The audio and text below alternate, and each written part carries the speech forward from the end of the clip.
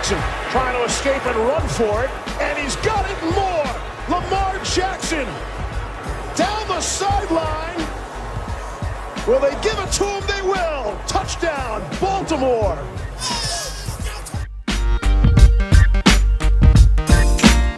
And with 1:17 left to play on Wild Card Weekend, the Hayes in the barn.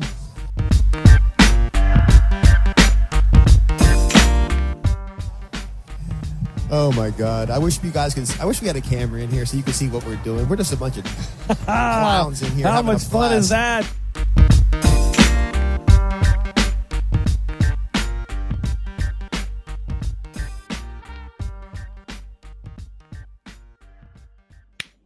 All right, welcome on back to another edition of the Baltimore Beatdown Podcast. It is Tuesday, August 17th. My name is Jake Luke, and I'm joined on my screen by Spencer Nathaniel Schultz. Going with a little bit of a different background this time, I can see. I'm sure you're probably in an undisclosed location, but the kitchen, the undisclosed kitchen.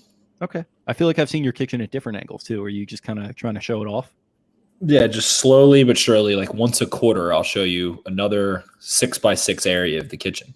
Cool. Well, I'm gonna be keeping an eye on the storyline. I'm gonna be tracking it as we move forward here. But speaking of storylines to keep track of, been a eventful couple days in Ravens Nation and Flock Nation, with them playing their first competitive game of 2021, or not competitive necessarily, but exhibition game with the preseason contest versus the New Orleans Saints, which the boys, I didn't get the chance to watch it live. I was vacationing up in Deep Creek with the boys with the Ragazzi, so I didn't get a chance to see it there, but I've since gone back and watched it. Spenny was in attendance. So, you got out there, you had yourself a good weekend. It sounds like I did too. And here we are, ready to break down some Ravens football. Yes, sir. Moved the PSLs from up in the 500s down to the 100s, get a little closer view of the actions, and I can see a little bit, maybe less of the scheme and a little bit more of the athletes, which is nice.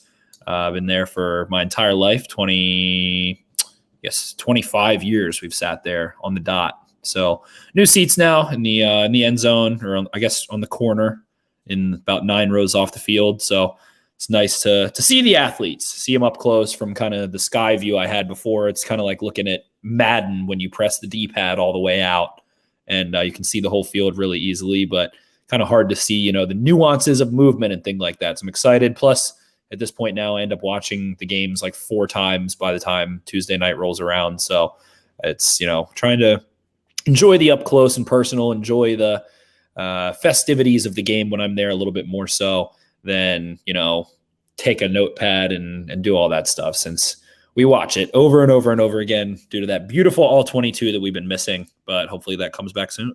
Yeah, I think going to a preseason game is a good move, especially when you only have one a year to go to anyway, like this year. So I like that. You kind of, because with the preseason, especially when you're just a fan, like for us, we kind of have to be a little more dialed in. But when you're a fan, it's like you watch that first drive and it's like, oh, that was awesome. I mean, depending on how it plays out, but cool to see the boys back out on the field.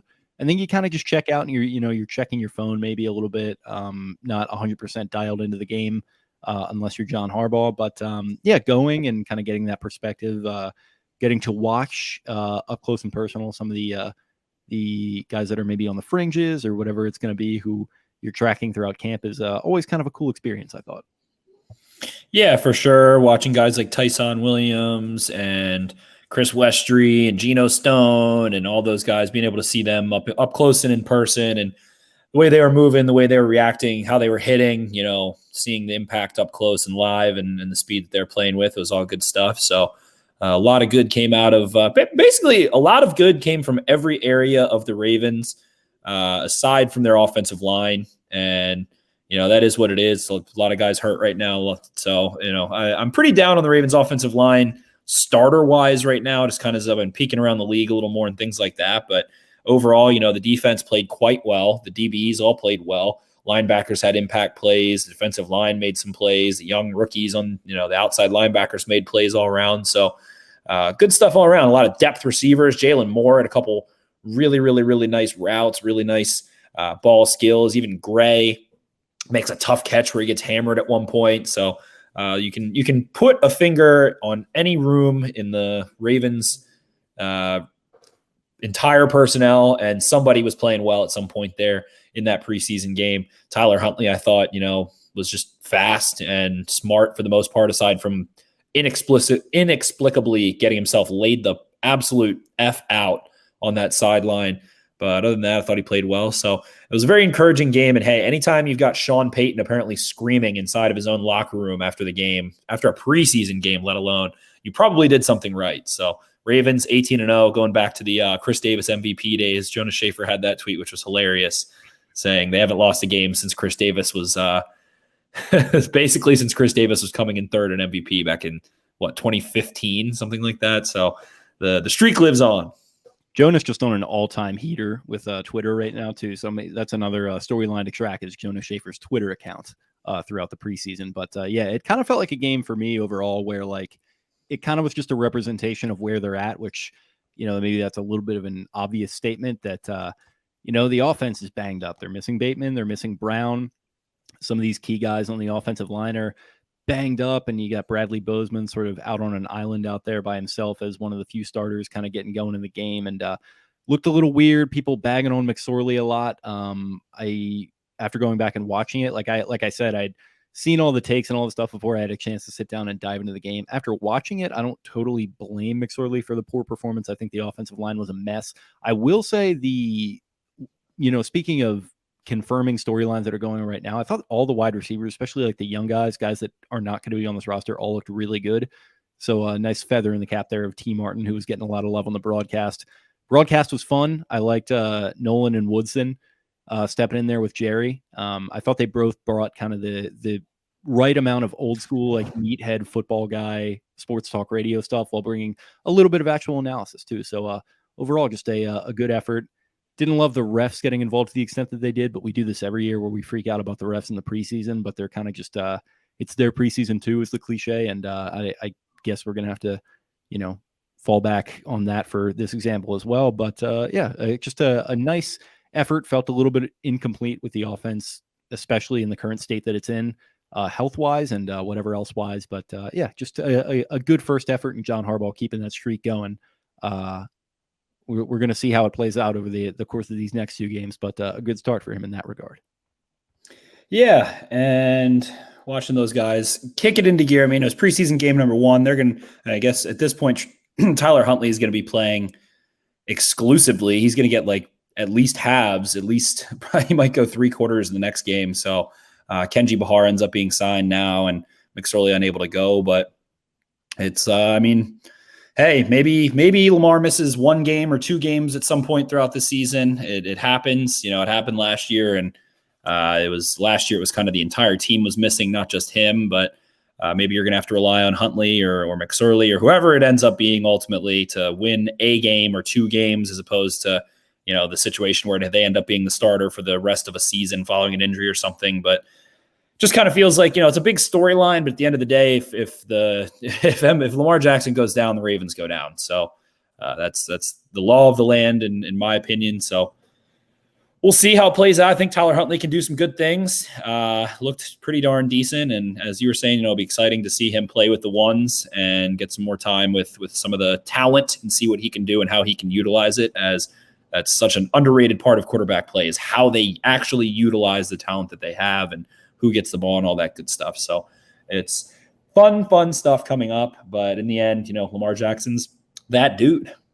Yeah, I'll continue to bang that Bortles drum as long as we're having this conversation. But if they're not going to do it, then like Huntley kind of feels like the perfect fit. He seems to me like the only player in the NFL, or at least quarterback, that can at least reasonably replicate what Lamar Jackson brings. Obviously not quite to that level, but I wrote down in my notes, holy shit, Huntley is so fucking fast because of like 3 different plays that I saw him make. Like really, really fun to watch, really quick twitch athlete, fast in the open field, maybe even gets a little bit out over his skis on some certain runs where he's like running into Oliver from behind on like one of the blocks that he was making downfield, I think. So just an absolute energizer bunny, fun to watch. So yeah, I am excited to see him get some run with the ones here. And I don't know to what extent we're going to be seeing Kenji Bahar, but excited to see that too. Local guy, good, hopefully he plays his way into some sort of role in the NFL.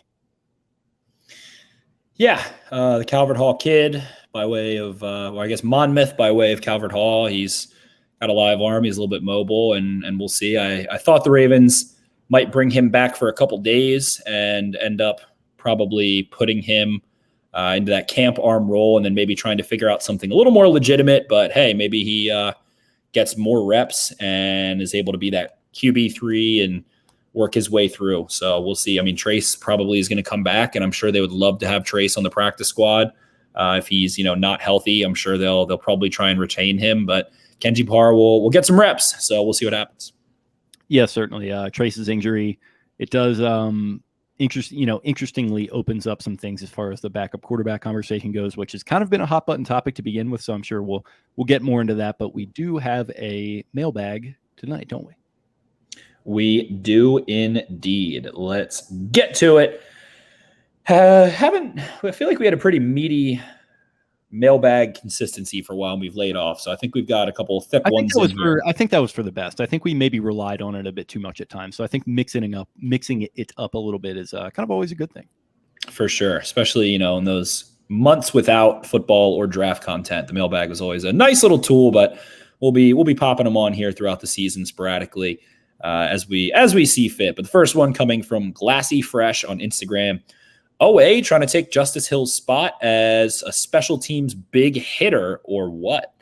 It was a lot of fun to see OA out there, and he's been a live wire on kick and punt coverage all throughout training camp and in practice and everything of the sort. So like Adelius Thomas, they stick him out there, and he's making moves, making power moves, and you love the energy, you love the attitude, you love the positivity about it.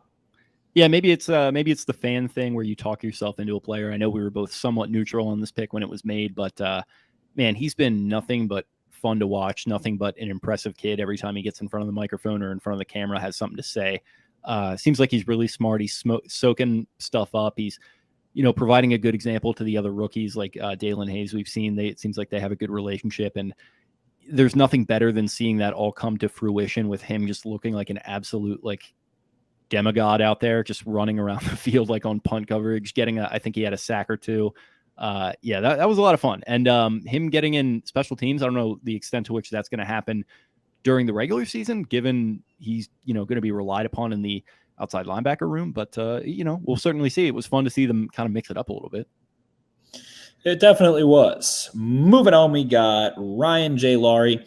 Is this the end for Trace, and should the Ravens consider a real upgrade at the backup position? And who would be on your all-time Ravens team? I mean, it kind of feels like once Lamar gets a monster contract, it's smart to invest in a quarterback that can keep things going. But at the same time, it's like, if Aaron Rodgers goes down, you're probably screwed. If Patrick Mahomes goes down, you're probably screwed. If Russell Wilson, so on and so forth through those really top-tier kind of quarterbacks that are tier 1, tier 2, however you want to cut it, Lamar Jackson's no lower than a top 12 quarterback if you're the biggest Lamar Jackson hater on earth. So it's a tough balance, but it is what it is. Quarterbacks get hurt. Tom Brady tore his ACL, and Matt Castle comes in and goes 11-5 because the Patriots had such a good thing there at the same time. And then Matt Castle goes and gets a contract because of it and isn't a starting caliber quarterback. So it's kind of a fishy situation, but I think yes is the answer to the question. Yes, as in, should they seek out a better option? Yes. They should seek out a more legitimate backup quarterback option. Yeah, and I've been saying the Bortles thing, I would default to him. I just as far as needing a guy to come in and win a game, he's a guy who obviously he has turnover issues, which you really don't like for a backup quarterback, but he fits the athletic profile. I was looking at his RAS recently, and he wasn't in Lamar's territory, but he was way closer than you would think. He can roll, he's got a strong arm, and he's won games on teams, a lot of games on teams that have a good running game and a very strong defense. And the Ravens, this Ravens team might not quite be as good as that 2017 Jaguars team because that team was freaking loaded. But, if you are looking for that option on the free agent market, that's who I would say. I think they probably should start looking into it, to be frank, because if McSorley is going to be missing all of preseason, I think that's the perfect opportunity. But it also boils down to what a guy like that would want to do, what kind of money he would want to take, because to your point, I wouldn't want to overpay for him either. So, it's an interesting situation to keep an eye on. I definitely agree. Got to kind of strike when the iron's hot in terms of that backup quarterback situation. Like a Mitch Trubisky. What a good situation for the Bills, it feels like. So that's a situation to monitor, and I feel like it's something you want to kind of try to get over the next year as you're getting ready to pay Lamar, if you have the opportunity. Moving on, 3 tones. Who will be the surprising cut? So I can go and say like Jalen Ferguson, or I can go and say like Ben Powers, but I don't feel like either of them are surprising necessarily. So I'm trying to think who would be surprising. I guess Justice Hill maybe would be a surprising cut. In lieu maybe of Tyson Williams, who had a really good game. I can't really put my finger. Maybe I really don't know. Anthony Levine comes to mind. Jordan Richards comes to mind. Other than that, I'm just not sure who else would be really surprising. Yeah, I think you kind of hit on them all there. Like I wouldn't really know who else to say. I think probably my prediction would be Ferguson. And it would suck to give up on a 3rd-round pick just 3 years in, but like it does there is some odd man out vibes going on there. He's going to need a big preseason, and he got a sack the other night, so we'll see if he can keep up the big momentum. Agreed. He just is what he is. He likes a bull rush. He likes to lock out. He's a sturdy kind of run defender. He's not super agile, but it's just kind of him and Ben Powers kind of had a similar track, it feels like, over the last couple of years. So I think they're both definitely in the danger zone, even though Ferguson played a lot better than Powers did. Maybe you see them try to swing a trade. CJC. Is there any timetable for Hollywood? And give me 3 Ravens fantasy sleeper picks. Hollywood, I feel like, is like fine right now, but they're just really trying to get him super stretched out ahead of the season and make sure that he is like as limber and kind of muscularly balanced, or kind of has a good homeostasis in terms of, his core through his legs, through his upper body, and making sure there's some good synergy there, because this is a huge year for Hollywood. This is kind of like a big money year for him. It feels like if he plays at a top, kind of at a level we've seen him play at his highest, if he can kind of reduce the valleys and be more towards those peaks, then he could be a big money extension sometime in the next year or two. And if he kind of flounders and can't stay healthy, then it puts him in this weird purgatory where he might end up seeing like a Robbie Anderson type free agent situation or something. But he is a 1st-round guy. He is in a really low volume passing offense. So I think getting him stretched out is definitely a necessity right now. Yeah, those contract talks, like with the way the media works now, that they start earlier than ever. Maybe not between the teams necessarily, but like media starts bringing them up, and then obviously that gets the agent going. So, it's definitely a weird situation. He is a 1st-rounder, so he has that 5th-year option to work with. So we'll certainly see what happens, but it is kind of a little bit of a make or break year for him in some regards. So hopefully he will be healthy. I think he is, to your point. I think they're kind of just taking it slow with him. They really cannot afford to like have another wide receiver go down. Sammy Watkins had a minor injury situation, I think, today. Sounds like he's going to be fine, but you got to like be careful with the horses you got right now. Can't be overrunning them. So be careful with him. And I guess in that same vein, a little fantasy option. I'm not a huge fantasy guy, but I'd say like you can probably get Rashad Bateman on the cheap now. So do that and let him pay dividends for you down the stretch. I think Gus Edwards is a monster sleeper right now in terms of, let's say, J.K. Dobbins can't go, and just the fact that, they're good. Let's say Justice Hill's the 3rd. Whoever the 3rd is going to get a few touches here and there, but I don't think there's going to be a ton of competition for those touches. I think Gus Edwards is going to be very, very productive this season and get a really heavy workload, especially as like he's got that contract right now. The Ravens like, all right, we're going to keep him for the next 2 years after this, so 3 years. So they're going to want to pile on those touches. And then another one, I guess, would be Josh Oliver. Say one of the tight ends. I was thinking him too. If Boyle gets hurt, he maybe like you handcuff him and Andrews on a certain week. That'll be interesting. Yeah, I think those are a couple options there for you. Moving on, Mr. C, aka 22. Are we concerned that Owusu Karamoa is balling right now, or are we comfortable with Owe?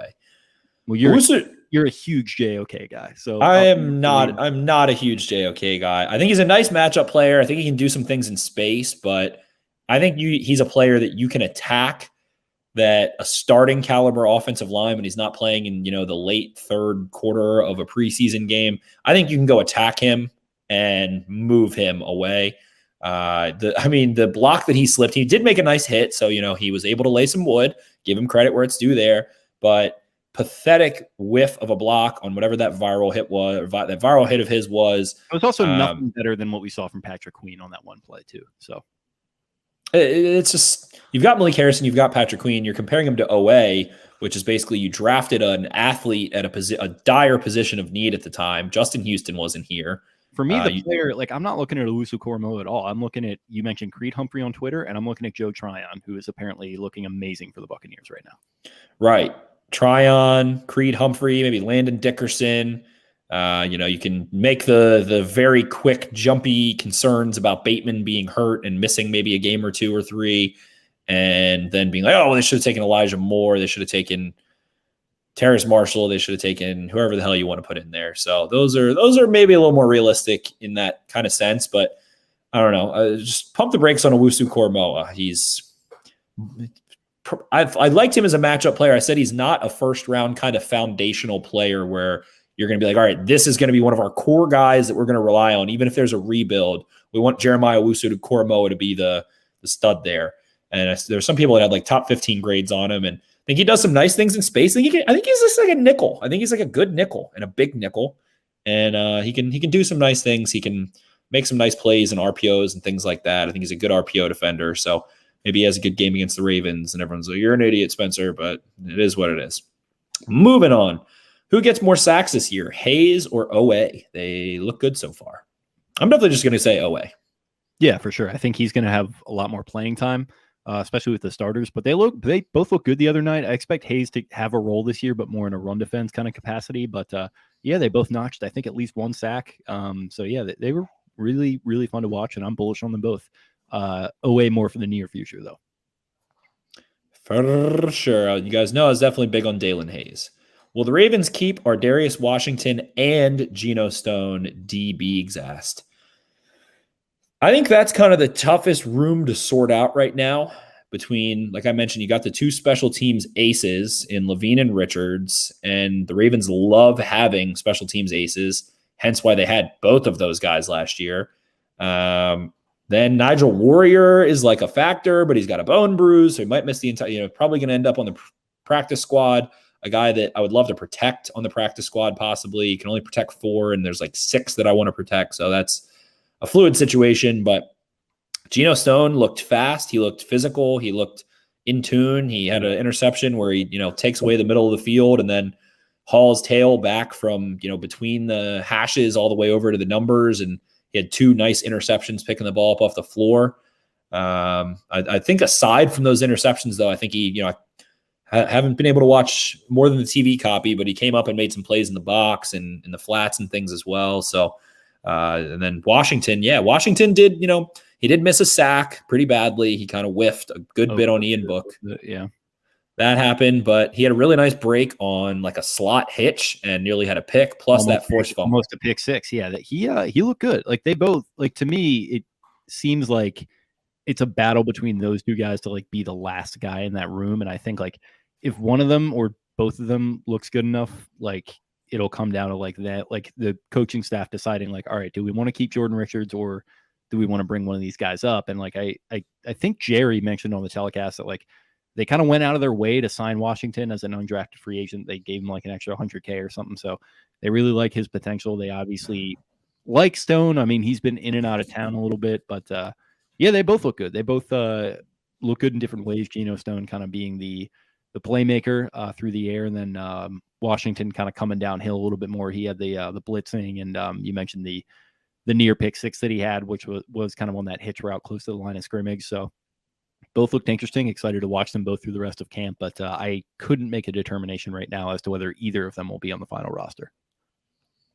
For the sake of the exercise, let's go with yes. Let's go with yes. Young boy season. Thoughts on the O-line? I thought Tyree Phillips looked really good moving forward and not that great moving backwards. In other words, pass set versus run set, or versus just working downhill in the run game. I just don't love his vertical sets as a tackle. Thought Ben Bredesen kind of made a few nice blocks here and there, and I just saw a clip of him that I didn't see when I was watching where he picked up some work and made some plays. It's always tough to make these determinations on the offensive line without being able to look at them from straight on. So looking at him from the side is always a little tough. But Ben Powers definitely got put on his keister a few times. He was playing some right tackle, which maybe that's kind of like an exercise of let's work on your set and work on your mobility because, we're trying to vary it up and work on your skill set. But I don't think he was very strong.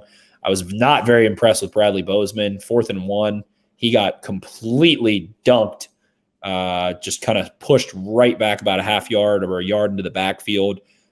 Got no push there, no movement. And my question has been with Bozeman, I feel like he could be an upgrade to Skura and all those guys for sure, but is he going to be able to take a zero tech, the 335-pound bull, and not lose? And that's been my question with him. So mixed thoughts. I thought Pat McCarry's pass sets looked really, really nice. It's a shame his arms aren't a little longer. He probably would have been drafted as a tackle. Very ragtag group. I thought Andre Smith looked not good at all at any point that I saw him. Pretty surprised. I mean, maybe they're just trying to give him some time since he opted out and get him a couple preseason games. He's a veteran. He has starting experience, but man, is he slow off the ball. Man, oh man, is he so slow off the ball. Tyler Huntley almost got sacked because of it once. He let up a couple pressures, it felt like, and not much good. It looked like Tristan Colon, who I guess dropped the Castillo. Did he? I think so. His jersey just says Cologne on the back. Interesting. Okay. Which, I like that. I like that move. You need a hyphenated guy, but I like the move. Okay. It's kind of reminds me of Nickel Roby Coleman when he was just Nickel Roby and then he added a Coleman. It's kind of going the other way. I like it. Tristan Colon. Is any relation to Willie? Probably not, but who knows? Who knows? So, yeah, I mean, offensive line, it was all the backup guys for the most part. Villanueva was out there. I didn't really pay attention to what he did much, to be honest. I probably should go back and see if I can find something, but kind of just waiting to see on the regular season. I mean, waiting to see on what the 5 is and with Ronnie Stanley coming back how it is. But overall, I just don't think this offensive line is a strong suit. It's probably the weakest unit, and definitely on your offense, it feels like. Well, don't tell that to a certain ESPN analyst who likes to raise his voice inexplicably. Who? Their wide receiver core, the weakest unit in football, just got weaker because they lost their first-round pick who's not going to be able to play for the first couple weeks. I'm an injury expert, and I know that he's not going to be able to play for the first month at least. This is a major, major concern. He's just like a 7-year-old. He just reminds me of a 7-year-old. That he even has the spiky hair of a 7-year-old. He does. He's got a lot of ideas about fashion and how to present yourself, and none of them are correct in my book. Plus, a known dodger of this show. So yeah, for sure. Dan, I know you're listening. Get it together. And listen, hey, we had Rashad Bateman defending the wall for us. So Rashad Bateman absolutely dunked on him, but just fuck you, Dan Orlovsky. But so ultimately, I just don't think this unit has a lot of talent.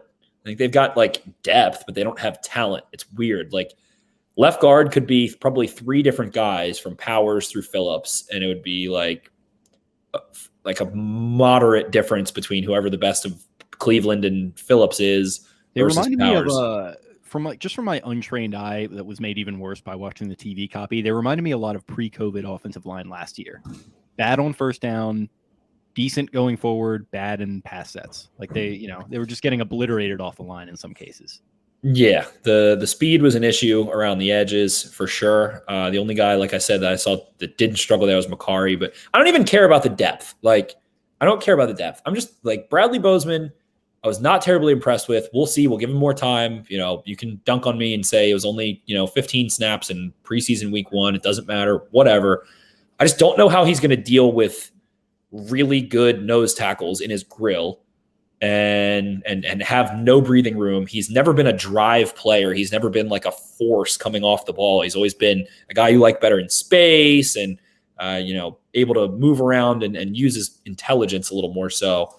So I just not high there. Villanueva is probably, going to be okay. Zeitler's probably going to be like kind of good, an athletic guy who's versatile, has experience, definitely think he'll look a little bit more towards his older AFC North days than his last days in the Giants. But when it all boils down to is that in terms of really talented players, you have one, and it's Ronnie Stanley. And other than that, you've got, some dudes. You've got some all right, okay, solid, decent linemen aside from there. And to me, it felt really good in the moment when they signed Villanueva. It felt, Zeitler, I am still very happy with that signing. And of course, hopefully Bozeman can at least just snap the ball well. But I don't know. It feels like looking around, you look at good, consistent teams and how they kind of win and what they do. And yes, Lamar Jackson can make up for some mistakes and he can help in terms of forcing pass rushers to slow their roll off the ball. But I don't know. It's just, to have Yanda and Brown and Stanley in 2019 and still get absolutely wrecked by the Tennessee Titans, by Jarrell Casey and by Jeffrey Simmons, and watch the Bills be able to really come downhill and hurt the Ravens. And the Titans played a good game against the Ravens offense, especially in the first half. The Titans did it again. They were really bottling the Ravens up for the most part, and Lamar gets loose on a third down play that kind of bust things open there, and then they use the perimeter. So just not very high on this offensive line. And let's say if Zeitler or Stanley misses time, it feels like you really have a dearth of talent on that offensive line, and you're probably going to lose to good teams when you have to go, mano a mano, try to take on the talented defensive fronts. They're probably going to stonewall this offensive line, it feels like, in situations, especially early in the season, or if there are injuries. So I think there's definitely, it doesn't even have to do with the preseason.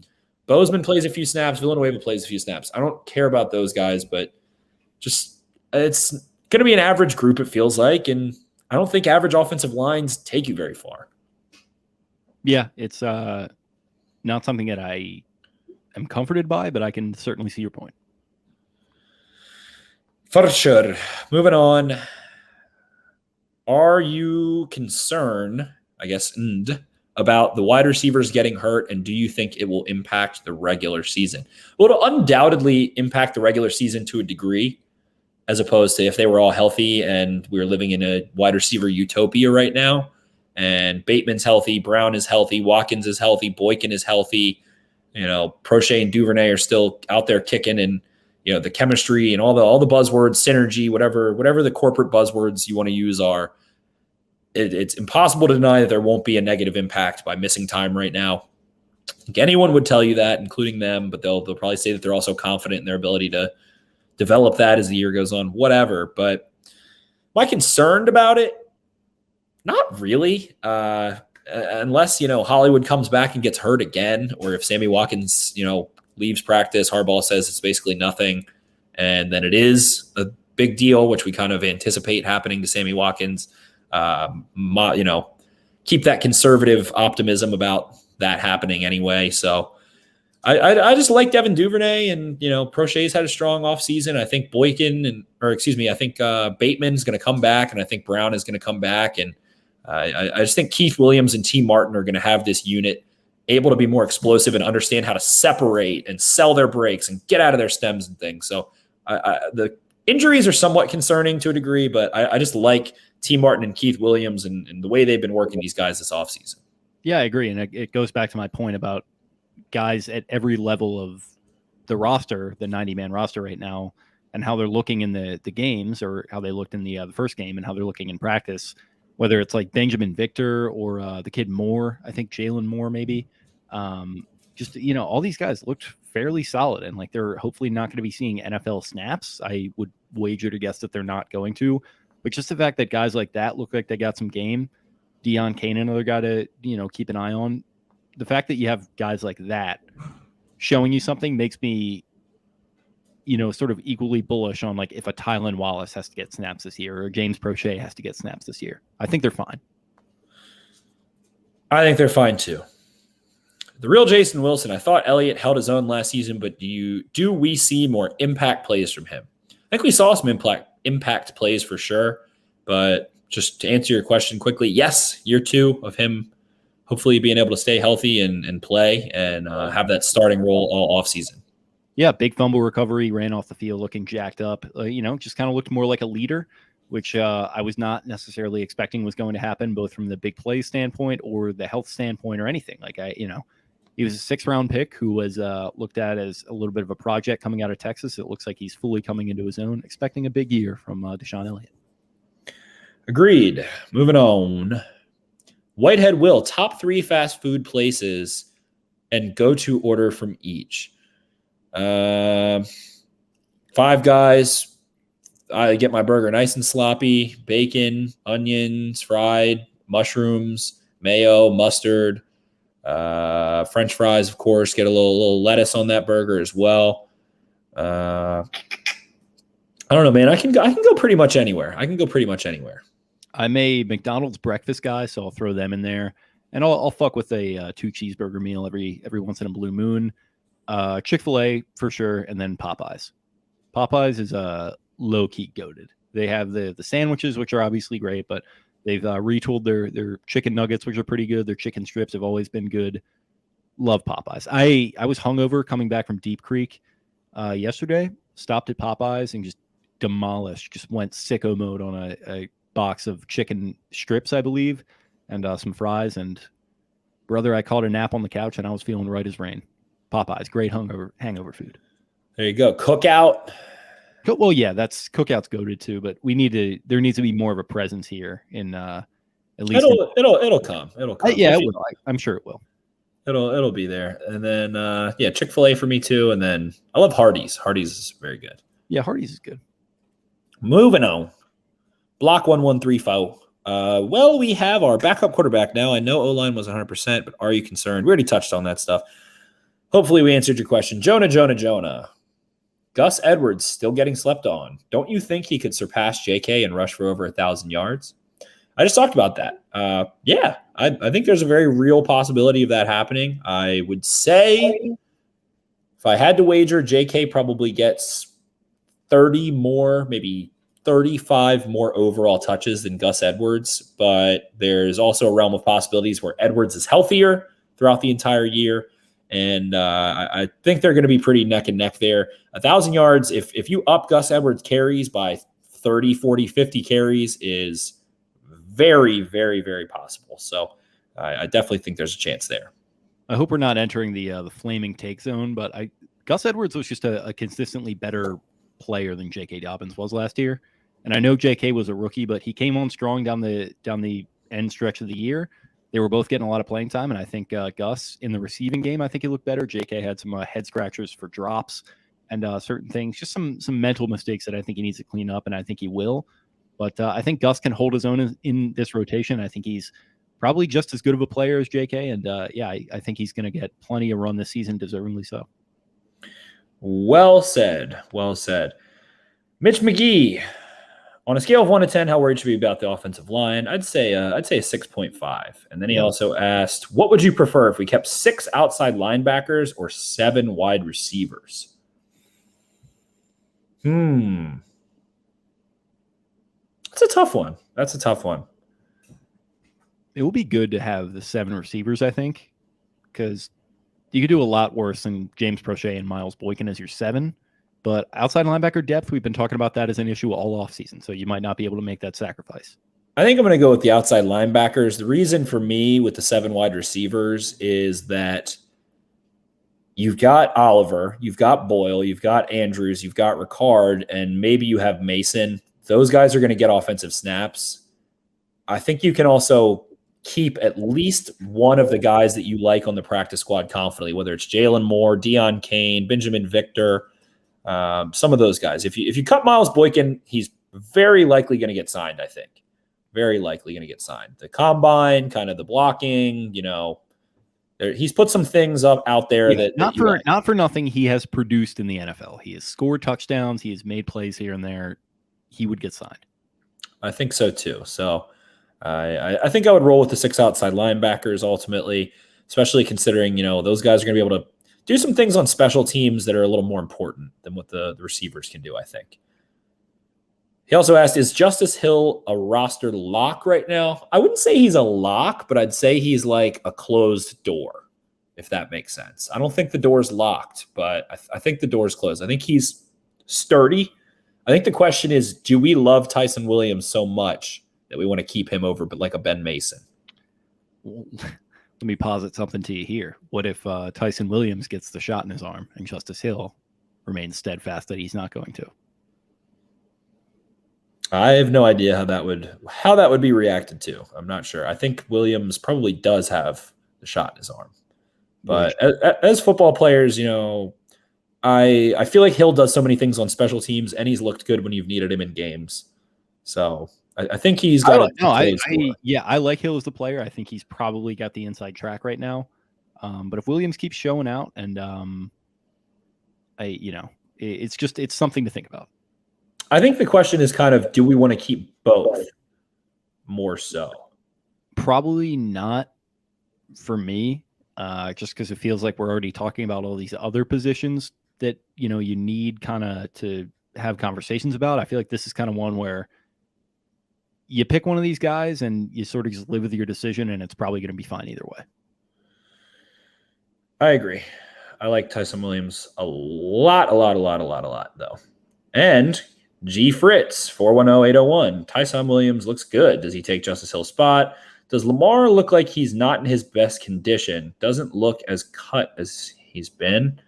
And will the actual starting O-line have enough time to gel before week 1? Offensive line gel? I'm going to say no, because they probably just already haven't had enough to really get into a good place with not having, Zeitler, not having Stanley, all that stuff.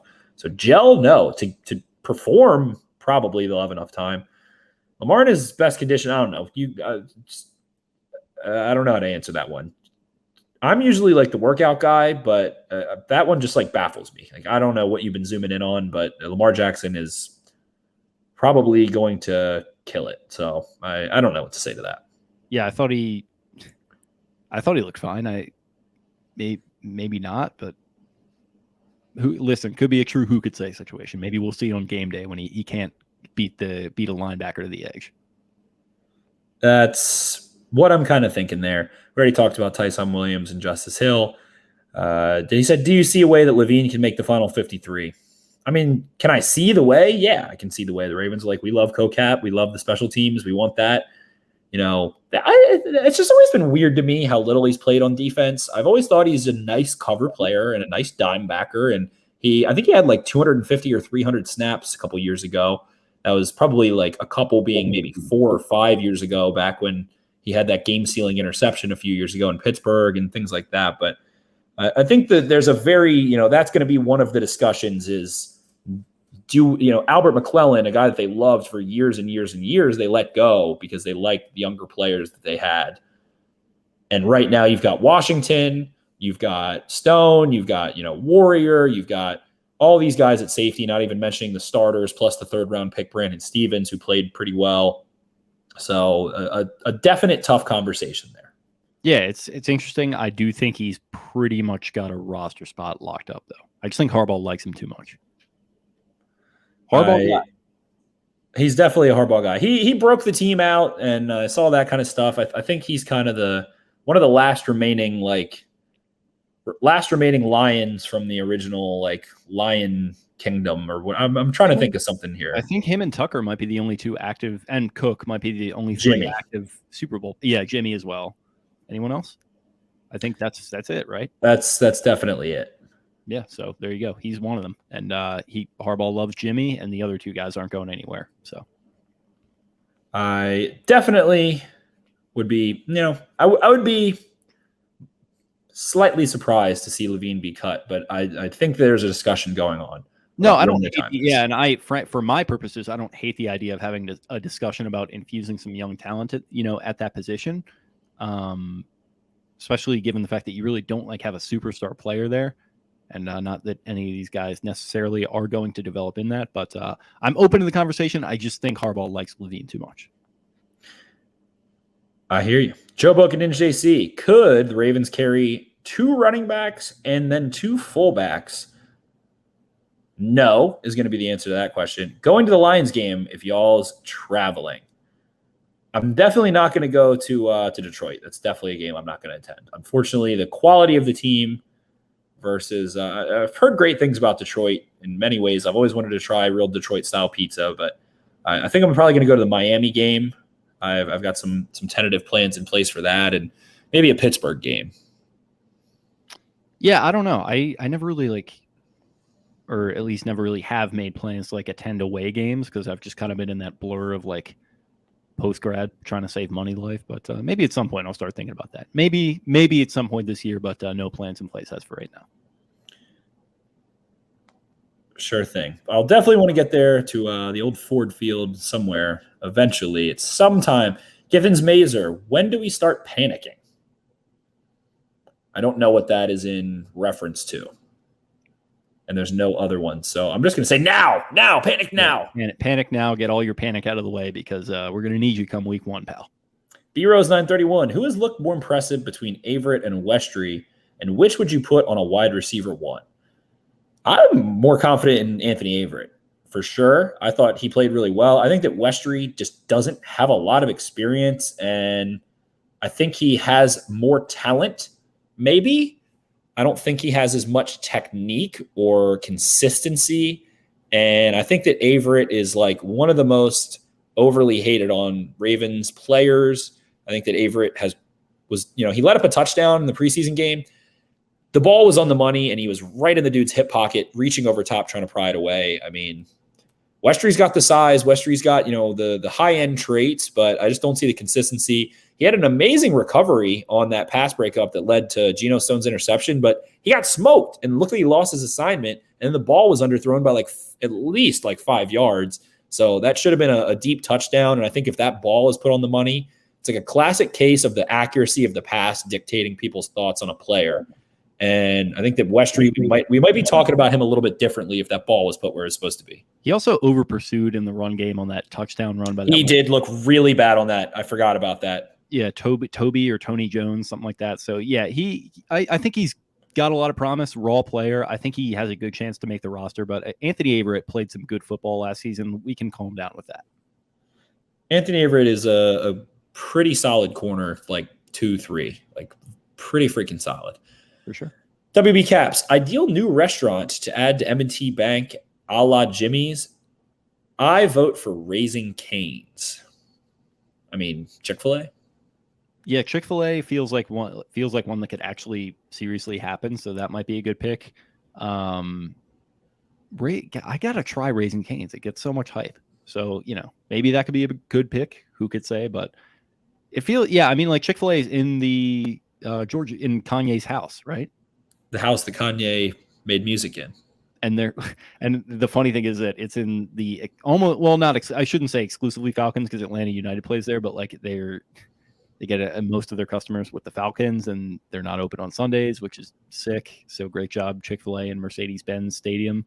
But yeah, Chick-fil-A kind of feels like a good game day experience for everyone. Agreed. Boss Hoss 00. Stevens looked pretty good. What kind of role do you see him having this year? I think he definitely looks like a tackler. That was something I was curious about. He looks like someone who's going to make plays. I think he was a little inefficient in his paths to pursuit or to the ball at times.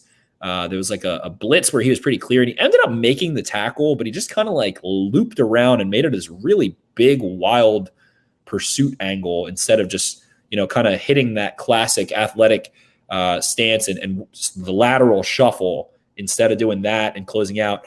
There was a run play that was a zone play on the other side. Him and Dalen Hayes allowed themselves to be combo blocked by a tight end by himself. Hayes didn't give much, didn't try and win or do anything. And then Steven just kind of stood there next to him. And then so the tight end worked from Hayes to Steven, blocked both of them. the front side of the play was a total mess. The running back went untouched for like 13 yards, which is like that's like the 98th percentile of how far running backs go untouched on a rushing play. And then Stevens ran him down and made the tackle. So I think good traits there, good, effort. I think improving, and we'll see more in coverage as the weeks go on. I think they like him as a blitzer, kind of in that Tavon Young role a little bit at times. And then in camp, from what I've seen, he's lost some guys a few times. There's been some tight ends that have snuck, in front of him, and he's kind of just lost them. His plays got extended and things. But I think we see him play like 100 or 200 snaps maybe defensively this year, and dime, and I think he's the third safety if someone goes down. Yeah, he was on the field for Deshaun Elliott's fumble recovery. That was I think on the first or second series. So he was running with the big dogs. I think he's going to have a role this year for sure. I concur. Third round pick. You expect him to play rotationally. That's first round pick, starter or heavy rotation. Second round pick, heavy rotation, maybe a starter. Third round pick, heavy rotation, a mild rotation, so on and so forth. So third round picks should be working themselves into that playing time, ideally when you draft them. KGZ25. Yo, new IG visuals are saucy. And what team would be a good fit for Miles Boykin? I truly think he can be successful elsewhere. For Miles Boykin, I think like the Seahawks. I think like the Packers. Probably the Steelers. Yeah. I don't know. Maybe like the Texans just because they like need bodies. I would say Saints, but with no Drew Brees, it's kind of different, but I feel like Sean Payton could get something out of like any wide receiver. But yeah, that's a good call. Packers was one that I had in mind as well. I concur. How did I just skip around here? Okay. I am that GOAT Esmo. How do you think the Ravens starting D-line looked against the Saints starting O-line? I wasn't all the Saints starters, and it wasn't all the Ravens starters. Calais Campbell wasn't in there. Brandon Williams wasn't in there. Derek Wolfe play? He might have played a couple snaps. I don't think I saw him. He either didn't play or played like one series or something.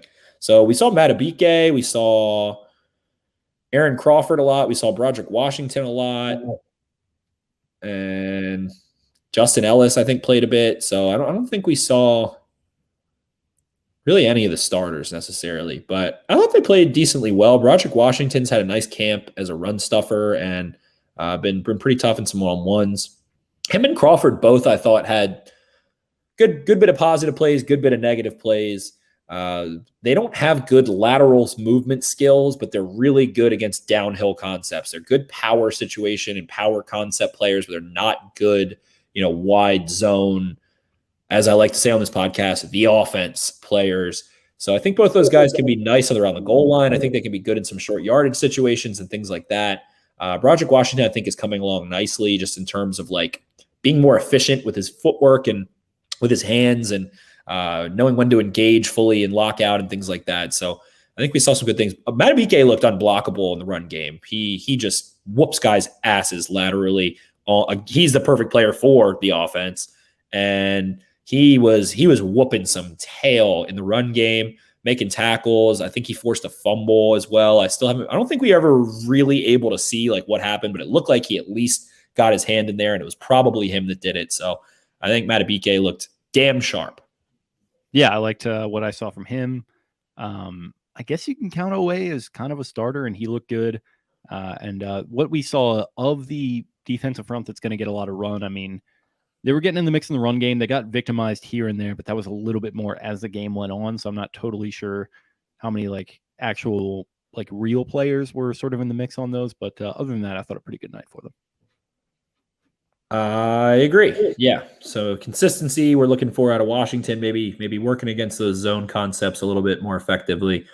But yeah, that does it for the IG mailbag. Appreciate you guys. It was a solid one this week. We'll be having those sporadically, probably at some point. Maybe we'll do some of those in some YouTube streams as well, separately from the podcast or something of the sort, as we have been trying to up our game in the YouTube content.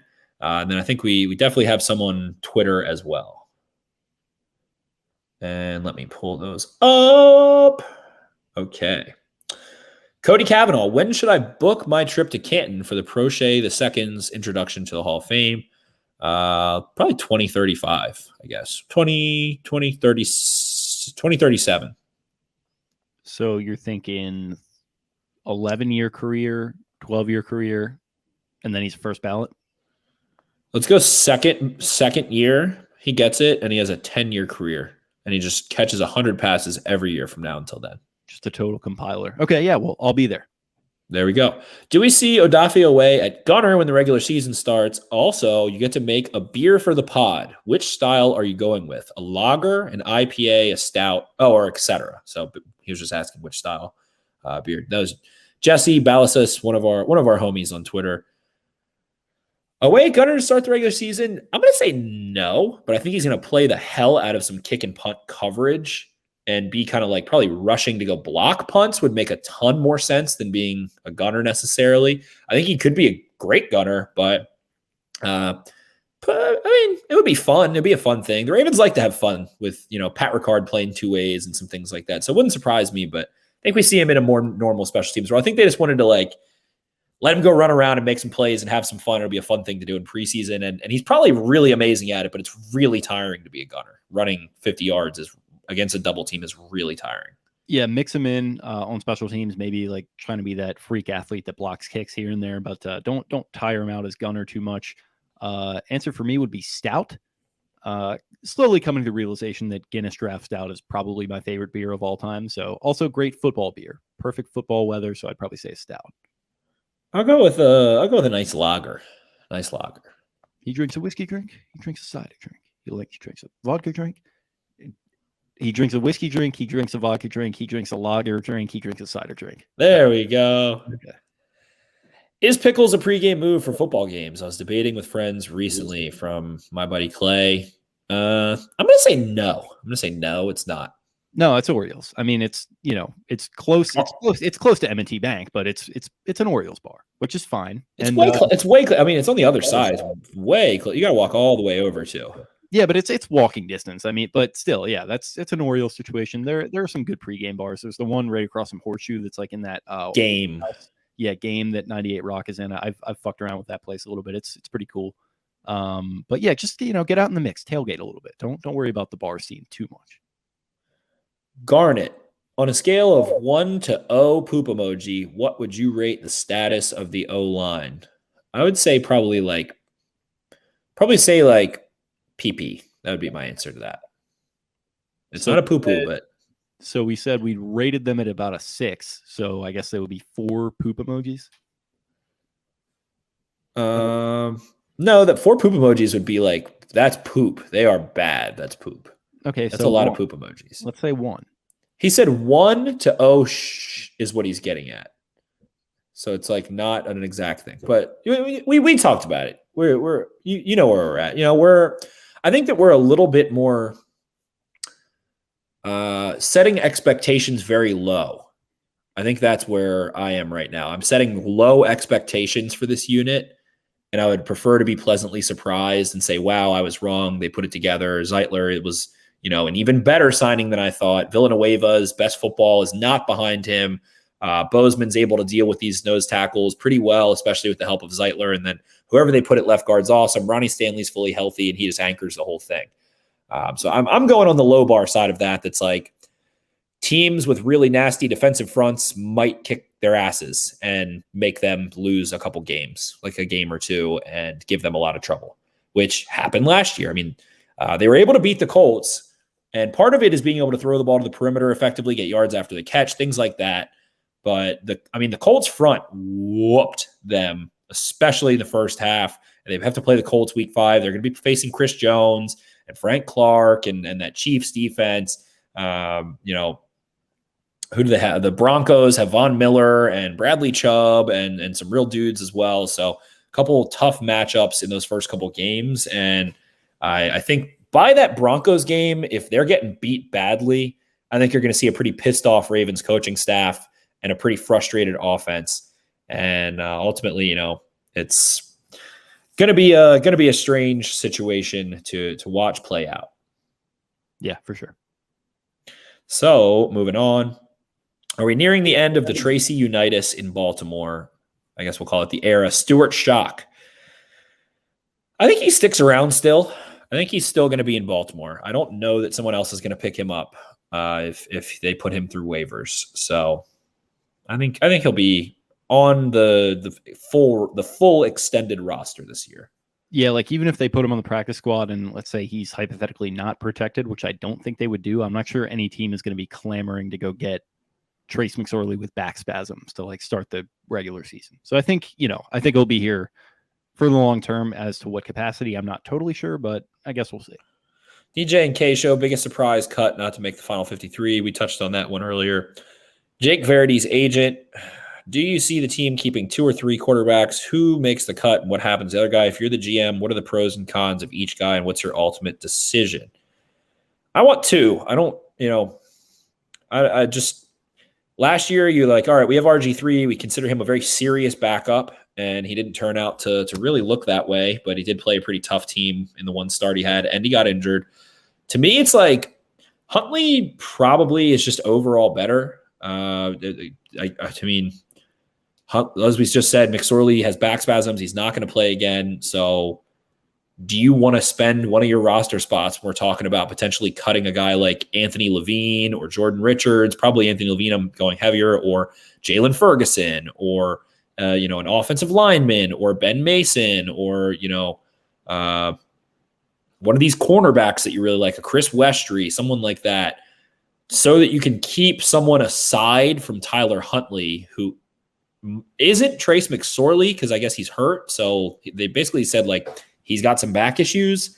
So to me, it's like keep 2 quarterbacks. If you have McSorley, you can protect him if you want, or you can kind of just, I don't know. To me, in the end, it's like if Lamar Jackson, especially early in the year, gets hurt and is out for a long time, your season's probably going to go down the shitter really quick. And maybe Huntley can do some things and they can, use his mobility. But again, he's just like, as much as he kind of, is from Broward County, he's thin, he's fast, he, likes to air the ball out and extend plays. He's not going to play like Lamar Jackson, like an MVP, and he's not going to elevate the team. He's not going to be able to run as much of a full offense. You're going to have more packages that you like for him and more play sets that you like for him. You're going to trim a lot of fat off of your playbook for him, things like that. So in the end, to me, it's like keep 2, keep someone on the practice squad. If Lamar goes down, especially early, which is when that is happening in September with the cut downs, just go with 2. Yeah. Definitely always have one on the practice squad. I think they're going to. I guess sort of the elephant in the room is the COVID situation, which we don't have to talk about that or the politics of that. I think we're pretty much burned out on that, but there is sort of a question hanging in the air regarding whether Lamar can miss a game at pretty much any given moment. But like he misses 1 though then. So it's like, you're going to cut one of the other guys just to miss 1? I know what you're saying. I like I said, I would sign Bortles and probably protect Huntley on the practice squad. That's just what I would do personally. Blazing Blake, baby. So I don't know. I think it's like a big talking point, especially because Lamar and COVID and things like that. But in the end, it's like any way you want to cut it. If they really need if they need the third guy, they're fucked. Like if you need the third guy, you're fucked. So that's how I look at it. Once you get to the third guy, you're already screwed. So why even need the third guy? Have it be, Boise State's last graduate, whoever. Wookith Nookith, 2 questions. 1, prediction for most improved player by the end of the season.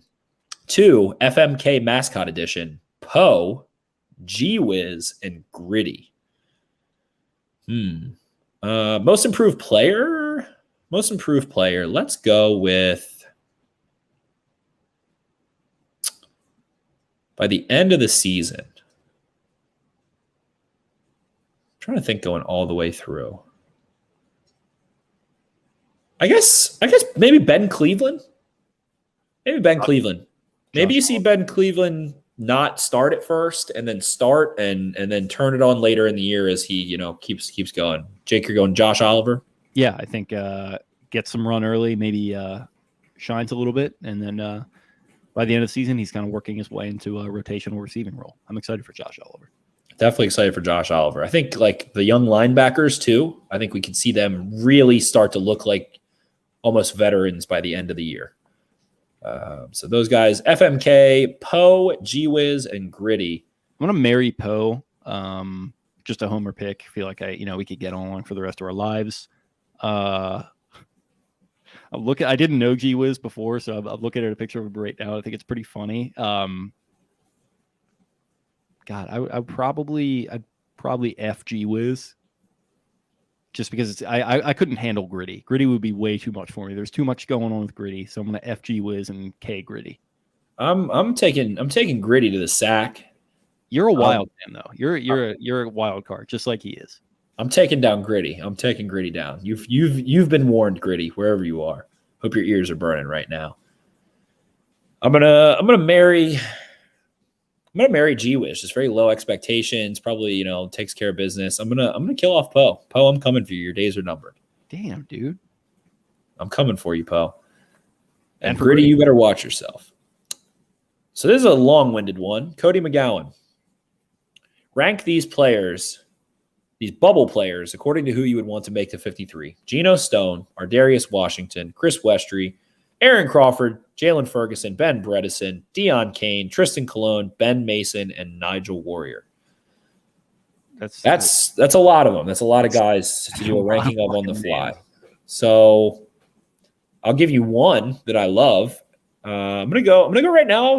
And I wasn't trying to hate on his interceptions. I just thought one of them was a nice catch on just like a horrible ball, and he made a nice adjustment. And then now that I've seen the replay of the second one, it was a good interception. So I'm going to go Geno Stone. I'm ranking very high. And right now I'm going to go Nigel Warrior very low, just because the other safeties are playing well. And the best ability, especially for bubble players, is availability. And he does not have that right now. Yeah, I guess Stone will be up for me too. I think Westry is going to be on the roster, so I'll go high for him.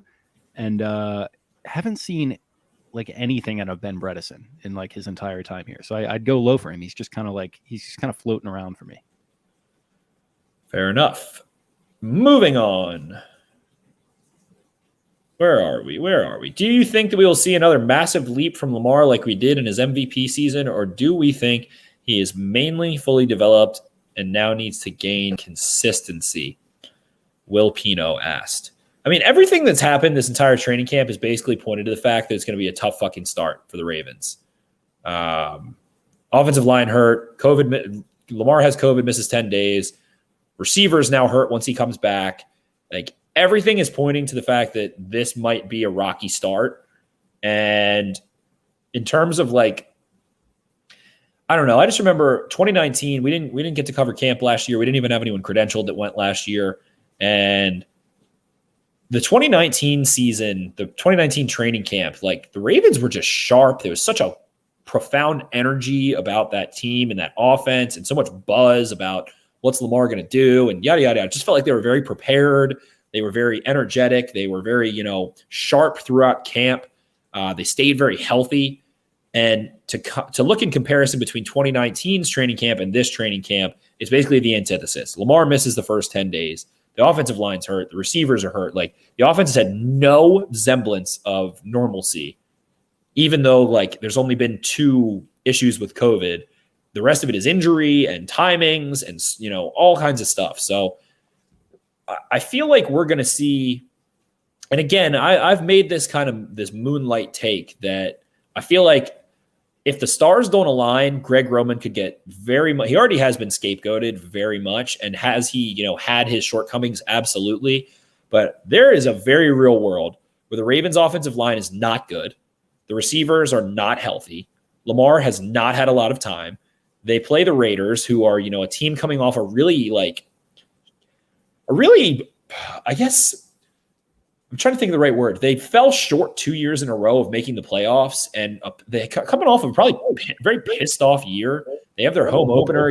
I think the Ravens can win that game definitely handedly, but tough game. The Chiefs, the Lions are, to me, a walk in the park. But then the Broncos and the Colts, those first 5 games, there's a good bit of travel involved.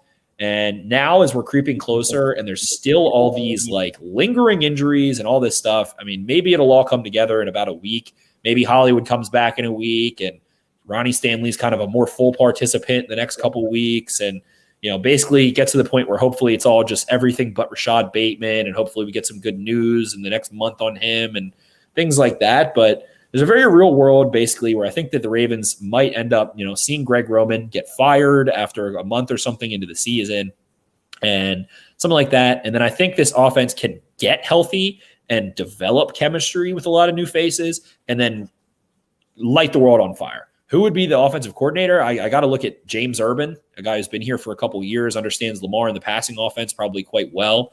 I would think as a long-time kind of pro there, James Urban would be the guy to take over. But I just feel like it's going to be a tough start for the offense specifically. I think the defense can carry them and win games, absolutely, especially in some of those tough ones to start. And then I think we see them catch stride in the second half. And, they need to be on fire by the time they get Cleveland, Pittsburgh, Cleveland in that 3-game stretch. And I think that's when they're going to be hot. And that's kind of the vibes I'm getting right now. Yeah, I agree. And I guess to the overall question, I think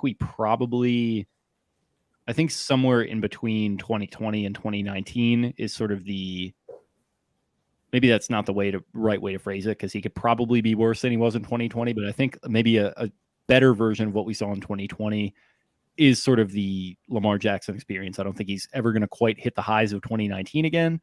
But just finding that consistency. I think what we saw even in 2020 is pretty much good enough to get it done. And I think he very much can be better than that. So just find that consistency, get to where you need to be. I hear that. Moving on. Whoops. And it just re-scrolled to the top of the question. What else do we got? We got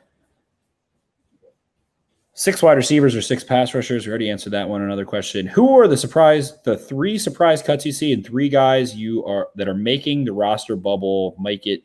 So that was typed out all crazy, but I think he's trying to say who are 3 surprise cuts and 3 surprise guys who make the roster. Surprise make the roster? Like Prochet making the roster is not a surprise. So let's say like Jalen Moore makes the roster. That would be a surprise. Let's say Christian Welch makes the roster. Oh, no, he just got hurt. I don't know. Yeah. So that's a tough one. I guess surprise make the roster. Adrian Ealy would be a surprise. They cut Smith. They cut everything else down. Maybe it's Adrian Ealy. I feel like he's a practice squad guy and maybe might get poached. Surprise. Tony Poljan would be a surprise, but maybe not out of this world of possibilities. If they we're like, all right, screw it, we're keeping 4 tight ends. I guess Tyson Williams would be somewhat of a surprise. So I don't know. Right now, I'm not feeling a lot of surprises. I think the guys on the bubble are all very defined. Yeah, I agree. You pretty much summed it up for me. There we go. All right, and that does it for both mailbags. Twitter and Instagram. We appreciate you guys. We'll be doing another one probably, I guess, sometime before the season starts. Maybe, gauge how people are feeling ahead of the regular season, something like that. And I also just saw for the first time, Brandon Stevens also left practice. So Ravens just getting absolutely dogged out in the dog days of summer here. But hopefully they're able to get healthy. And it's just I feel like we're going to hear all this stuff about how the Panthers might be very healthy and just absolutely whoop the Ravens' ass in practice over the next couple of days. And everyone's going to be like, oh, my God, this is such a disaster. The Ravens are going to be so bad. And then they just don't have 10 of their starting players involved in these practices, and it's really not that big of a deal. And then 19-0 in the preseason coming down the pipeline. Yeah, listen, we'll certainly see what happens in that regard. Hopefully they're able to get healthier over the coming weeks. There's still plenty of time to go for the regular season. Got another, 3-4 weeks at this point. So, hopefully things, come together. I think they will. And I'm optimistic they will. So I hope you enjoyed what you heard on tonight's mailbag episode, coming off a long weekend for us both. So I think a very valiant effort by the two of us to hop in here and knock down this mailbag after the first preseason game, which, like I said, was a very fun watch for us both. If you liked what you heard, please feel free to follow us on social media. You can find the show on Twitter at Podcast Beatdown. You can find me at Jake Luke. That is LOUQUE. Spencer is at Ravens 4 Dummies. That's the number 4 in the middle. Follow our main account at BMoreBeatdown and follow us on Instagram at Baltimore_Beatdown_podcast. And I also do want to push the YouTube page, getting closer and closer to that 1,000 subscriber mark. We're at 903 as things stand. So keep rolling in, keep checking out what we got going on there, and hit that subscribe button if you have not already. Yeah, hope you enjoyed what you heard tonight. We'll talk to you guys again later in the week. It might be featuring a guest. We're not totally sure yet, but we will have something in the way of a preview for the Panthers game. And until then, we will talk to you guys later. See ya. Peace out.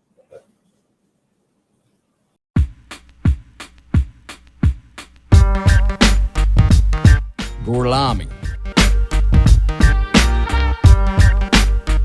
Gorlami. Arrivederci. Arrivederci. Arrivederci. Arrivederci.